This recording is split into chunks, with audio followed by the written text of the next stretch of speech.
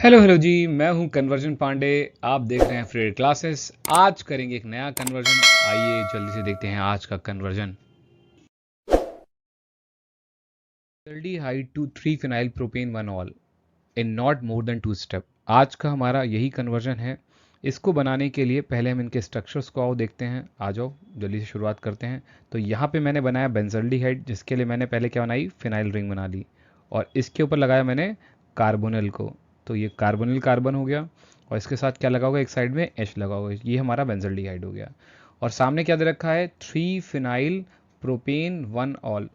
तो देखो propane 1 all का मतलब क्या हो गया कि 3 कार्बन पहले एक लाइन में है, प्रोपेन मतलब हो गया, और फर्स्ट पे ऑल लगा हुआ है तो पहले पे मैंने ऑल लगा दिया। और 3 नंबर पे क्या लगा है, वही फिनाइल रिंग लगी है जो बेंजल्डिहाइड से आई हुई है। अब यहाँ गौर करने वाली बात है, सारे चले चलो एच भी लगा देते हैं। यहाँ एक एच बचा, यहाँ एक एच और हो गया, यहाँ पर एक हाइड्रोजन, यहाँ पे एक और हाइड्रोजन, यहाँ भी हाइड्रोजन, यहाँ भी हाइड्रोजन। अब देखो गौर करने वाली बात क्या है कि यहाँ पर जो कार्बन है ये है कार्बोनिल कार्बन, और वही कार्बोनिल कार्बन ये रहा। ठीक है ना। तो इसका मतलब ये हिस्सा बेंजल्डिहाइड से आया हुआ है। बाकी बच गया हिस्सा कितना है, वो 2 कार्बन का है, और वो ये रहा। ये आपका हो गया 2 कार्बन का बचा हुआ हिस्सा। तो 3 कार्बन में से एक कार्बन जो बाहर वाली चेन में है वो बेंजल्डिहाइड का है, 2 बाहर से और मंगाने पड़ेंगे हमें इस रिएक्शन को करने के लिए। अब इस कन्वर्जन को करने के लिए मैं एक चीज़ को बेसिकली आपको बताना चाहता हूँ। वो क्या है, देखो एल्डिहाइड दे रखा है यहाँ पर स्टार्टिंग में, और प्रोडक्ट में आपको तीसरे कार्बन पे एक दो, तीसरे कार्बन पे आपको OH चाहिए। तो एल्डिहाइड से आपको यहाँ तक जाना है, कहाँ तक, यहाँ से ये एल्डिहाइड होगा, ये एल्डिहाइड हो गया, और यहाँ से थर्ड कार्बन पे जाना है। तो फर्स्ट, सेकेंड और थर्ड पर पहुंचकर आपको अल्कोहल को लगाना है। तो देखो जब एल्डिहाइड ग्रुप वाला कार्बन है और उसके थर्ड पर जाके अल्कोहल ग्रुप को लाना हो, तो इसका मतलब आपको एल्डोल रिएक्शन लगानी है, क्योंकि एल्डोल में ही एल्डिहाइड और कीटोन, सॉरी एल्डिहाइड और आपका अल्कोहल दोनों ही लगते हैं एक दूसरे के थर्ड पोजीशन पे, दोनों एक दूसरे थर्ड पोजीशन पे होते हैं। इसका मतलब ये हुआ कि ये रिएक्शन आपकी एल्डोल से होने वाली है। पहली चीज़ आपने ये जान ली। तो मैं इसको हटा देता हूँ, आप मेरी बात समझ गए, ये रिएक्शन एल्डोल से होने वाली, ये बात आपको समझ में आ गई। अब क्योंकि बेंजल्डिहाइड एल्डोल की कंडीशन को फुलफिल नहीं कर पा रहा है, कैसे, कंडीशन फॉर एल्डोल क्या है, यहाँ लिखते हैं एल्डोल और यहाँ लिखते हैं कंडीशन, ठीक है ना, कंडीशन फॉर एल्डोल। तो क्या है कंडीशन, एल्डिहाइड और कीटोन मस्ट हैव, ठीक है ना, एटलीस्ट 1 अल्फा हाइड्रोजन।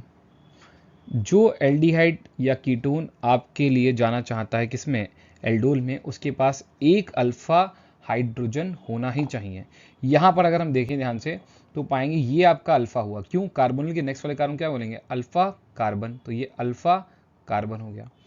इसके इधर भी एक कार्बन है, इधर भी एक कार्बन है, और ऊपर भी एक कार्बन, तो इसके 3 बॉन्ड, 1 2 3, तीनों पे क्या लगा हुआ है, कुछ ना कोई और चीज़ लगी हुई है, और चौथा बॉन्ड वही पाई पूरा कर रहा है। तो इसका मतलब इस पर कोई भी नहीं है, क्या चीज़ नहीं है, नो अल्फा हाइड्रोजन है। इसका मतलब बेंजल्डिहाइड एल्डोल रिएक्शन के लिए सुटेबल नहीं है, वो फेल हो जाएगी एल्डोल के लिए। तो बेंजल्डिहाइड सेल्फ एल्डोल नहीं कर सकता कभी भी, किस पे, सॉरी सेल्फ एल्डोल नहीं कर सकता क्योंकि उसके पास अल्फा हाइड्रोजन नहीं है। तो हमें क्या चाहिए, बेंजल्डिहाइड के संग कोई ऐसा चाहिए जो उसके साथ एल्डोल करा सके, जिसको हम क्या कहते हैं, क्रॉस एल्डोल कहते हैं। और बिल्कुल ठीक भी है, क्योंकि हमें 2 कार्बन और चाहिए, तो हमें ऐसा ही चाहिए था जो क्या कर सके, रिएक्शन करा सके बेंजल्डिहाइड के साथ और एल्डोल बना सके। अब बेंजल्डिहाइड तो ले लिया, लेकिन हम साथ में क्या लें, एक एल्डिहाइड लें या हम या कीटोन लें, ये कैसे पता लगेगा हमें कि हमें लेना क्या है। तो देखो यहाँ पे 2 कार्बन है और एक्स्ट्रा में, और 2 कार्बन से तो आपका सिर्फ क्या बन सकता है, एल्डिहाइड ही बन सकता है। इसका मतलब आपको यहाँ पे क्या लेना है, आपको यहाँ पर एक एल्डिहाइड ही लेना पड़ेगा। तो आपने यहाँ पर सबसे छोटा एल्डिहाइड, नहीं सबसे छोटा तो नहीं है, वो तो फॉर्मल्डिहाइड होता है, उससे थोड़ा बड़ा ले लिया एल्डिहाइड, जिसका नाम क्या है, इथेनॉल है। कीटोन क्यों नहीं ले सकते भाई, कीटोन सबसे छोटा कौन सा होता है, प्रोपेन, वो तो 3 कार्बन का है, तो आपको इथेनॉल ही लेना पड़ेगा। और 2 ही कार्बन का क्यों लेना है, क्योंकि भाई ये 2 हो गए और एक ये वाला हो गया, इनको मिलके तो 3 बनेंगे पूरे, तो आपने इथेनॉल ले लिया। अब इन दोनों के बीच में आप क्या कराओगे, क्रॉस एल्डोल कराओगे, क्या कराओगे, क्रॉस और एल्डोल कराओगे। क्रॉस क्यों? क्योंकि बेंजल्डिहाइड सेल्फ कर नहीं सकता और जरूरत भी नहीं है यहाँ पे सेल्फ करने की, और इथेनॉल सेल्फ करेगा लेकिन उस प्रोडक्ट को हम लिखेंगे नहीं, क्योंकि कन्वर्जन में हम वही प्रोडक्ट लिखते हैं जो हमें रिक्वायर्ड होता है। तो क्रॉस एल्डोल होगा in presence of dilute NaOH।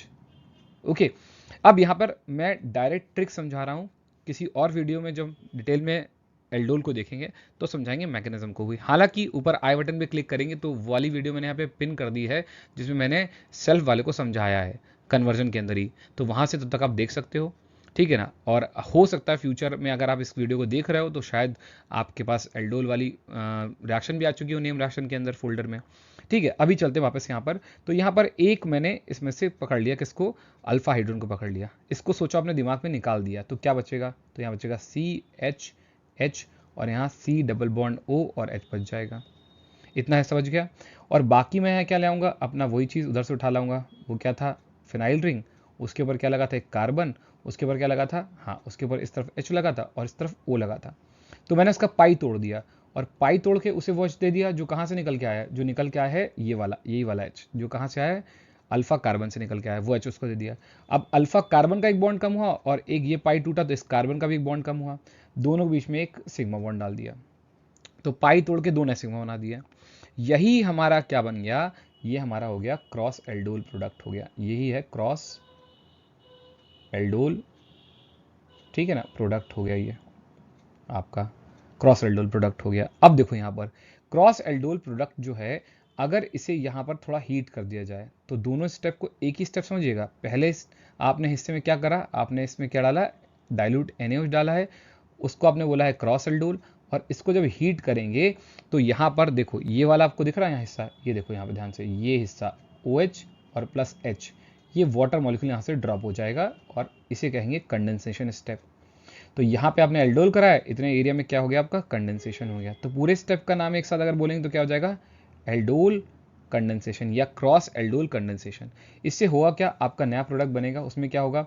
उसमें आपकी फिनाइल रिंग हो गई और जो आपका कार्बन है पहला, उसके संग डबल बॉन्ड यहाँ आ जाएगा, फिर अगला कार्बन, फिर यहाँ पे कार्बोनिल हो जाएगा, मतलब एल्डिहाइड आ जाएगा, और बाकी H एक यहाँ बचा और एक H यहाँ बचा, वैसे लगा देंगे।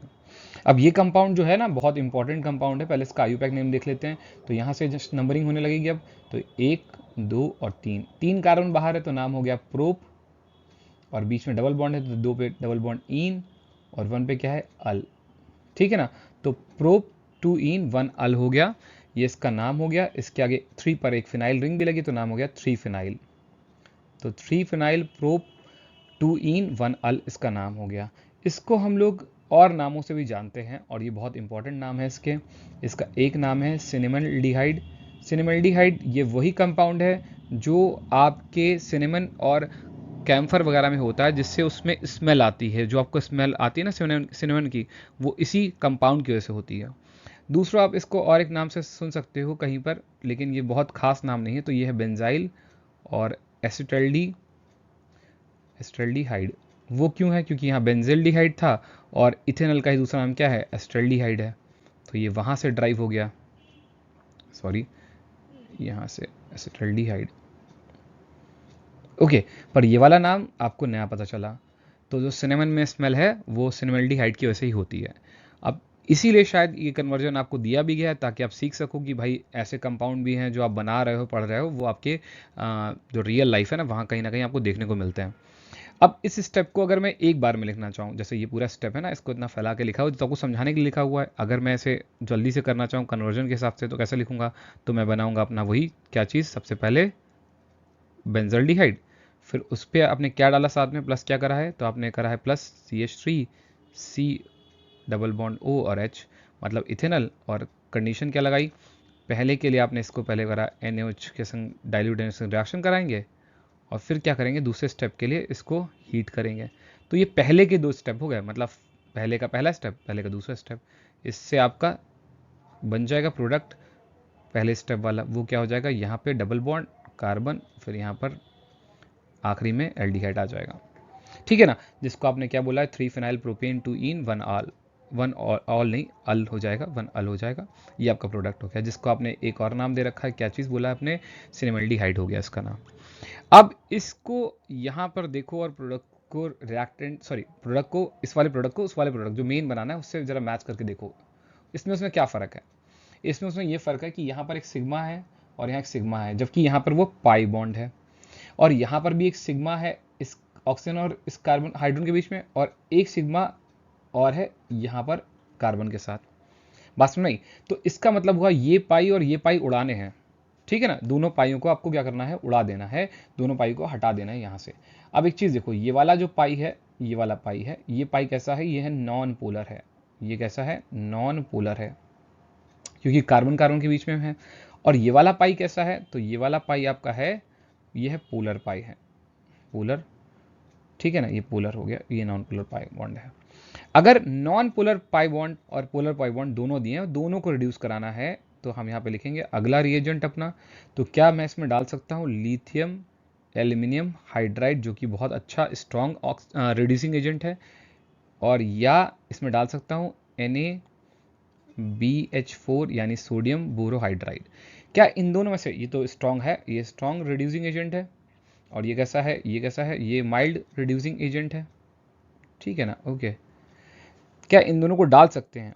तो देखो, दोनों ही तुम्हारे जो हैं वो एल्डिहाइड को क्या करते हैं, या कीटोन क्या करते हैं, रिड्यूस करा सकते हैं, पर दोनों ही नॉन पोलर पाई बॉन्ड जो है, जो कार्बन कार्बन के उसको रिड्यूस नहीं करा सकते। That is why we can't use these, सही है ना। हम इनको यहाँ यूज़ नहीं कर सकते। क्यों नहीं यूज़ कर सकते? क्योंकि आपको दोनों को उड़ाना है। अगर मैं इस पाई बॉन्ड को जिंदा रखता, इस पाई बॉन्ड को जिंदा रखता और इस वाले को मार रहा होता, तो फिर मैं इनमें से कोई भी एक यूज़ कर सकता था, बट मुझे दोनों को हटाना है, दैट इज़ वाई मैं इसको यूज़ नहीं कर सकता। तो फिर मैं क्या डालूंगा, तो मुझे यहाँ डालना पड़ेगा निकल या पैलेडियम या प्लैटिनम को रखते हुए हाइड्रोजन गैस को पास करना होगा, जिससे हाइड्रोजनेशन रिएक्शन होगी, जो भी एक रिडक्शन का ही फॉर्म है, ये भी रिडक्शन ही कराएगी, यहाँ भी रिडक्शन ही होगा, पर ये रिडक्शन दोनों ही पाई बॉन्ड को क्या करेगा, उड़ा देगा, और आपका डिजायर प्रोडक्ट आपको मिल जाएगा। आपका पाई बॉन्ड पहला वाला टूटेगा और वहाँ H बढ़ जाएंगे, दूसरा वाला टूटेगा और वहाँ पे OH के संग भी H आ जाएगा और एक H एक्स्ट्रा बढ़ जाएगा। देखो यही तो मैंने करा, सब जगह HH गुजर दिया पाई तोड़ के, आप चेक कर लो, वही बन गया आपका डिजायर प्रोडक्ट।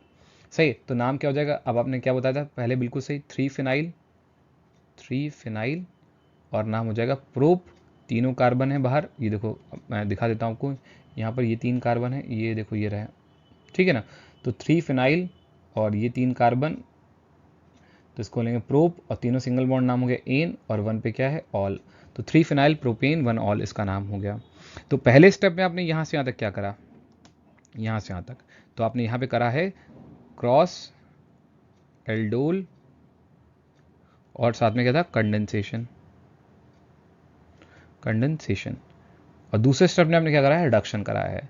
तो यहाँ से यहाँ तक मैं इसको एक बार जरा साइकिल बंद कर देता हूँ, यहाँ से लेकर यहाँ तक जो आपने करा है, यही आपकी मेन रिएक्शन है, ये यहाँ से यहाँ तक, सही ना, आपको दिख रहा होगा, ये आपका कन्वर्जन है, ठीक है। ज़्यादा ही डार्क हो गया क्या, थोड़ा हटा देते हैं, फिर से एक बार थोड़ा लाइट करके दिखा देते हैं, सही है ना, ओके। ये देखो, ये हिस्सा जो है ना, ये वाला हिस्सा ही आपका कन्वर्जन है। बाकी मैंने जो पहले दिखाया वो आपको उसका मैकेनिज्म थोड़ा सा, मतलब मैकेनिज्म तो नहीं कहेंगे, थोड़ा सा डिटेल में एनालिसिस करा था। तो आपको ऐसे एग्जाम में करना है। यहाँ पे जो पोलर नॉन पोलर होता है, ये आपको लिखनी नहीं, मैंने बता दी, आप डायरेक्ट सेकंड स्टेप करा सकते हो। मैंने क्यों लिथियम एल्यूमिनियम हाइड्राइड नहीं डाला, क्यों NaBH4 नहीं डाला, ये मैंने आपको बता दिया, ठीक है ना। दोनों ही पोलर पाई बॉन्ड को खोल सकते हैं, दोनों में से कोई भी नॉन पोलर पाई बॉन्ड को नहीं खोल सकता, ठीक है ना। तो आपके रिडक्शन से क्या मिल गया आपको, हाँ बिल्कुल सही, 3 फिनाइल प्रोपेन 1 ऑल मिल गया। और आपने बीच में एक नई चीज़ सीखी थी आज, क्या, इस कंपाउंड का नाम, यही चीज़ रिस्पॉन्सिबल है किसके लिए, हाँ यही चीज़ रिस्पॉन्सिबल है आपके सिनेमन के अंदर स्मेल के लिए, जिसको आप क्या बोलते हो, सिनेमल्डिहाइड बोलते हो। तो आज आपने कन्वर्जन कर लिया एक नया, जो बहुत बढ़िया था, बेंजल्डिहाइड से 3 फिनाइल प्रोपेन 1 ऑल को। किसी और वीडियो में फिर से आपको मिलेंगे। जाने से पहले मेरे सवाल का जवाब देते हो जाइएगा। आज का सवाल आपसे है, who is known as the father of chemistry in India. Bharat में फादर ऑफ केमिस्ट्री कौन है, आपको बताना है। अगर इससे पहले आपने ये सवाल कभी नहीं सुना है, आप बहुत पहली बार सुन रहे हो, तो आप लाइक बटन को जरूर दबाएं। और अगर आप पहले से जानते हो कि कौन है father of chemistry in India, तो please let me know in comment section. Thank you so much, जुड़े रहिए फ्रेड क्लासेस संग, और ऐसे ही कन्वर्जन करते रहिए मेरे साथ।